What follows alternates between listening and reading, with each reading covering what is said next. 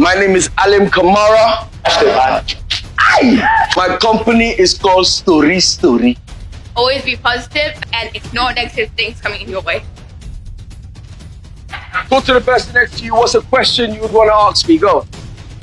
Have I experienced negative things before? Even though it might have hurt, it might have been painful, I go, what can I learn from it? I'll try not to cry. Listen.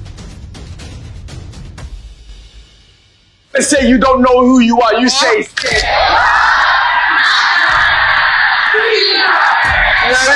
your heart beats 100,000 times a day. I need 2 people from each team. Here's what we're going to do. We're going to do a balloon competition. And fold it.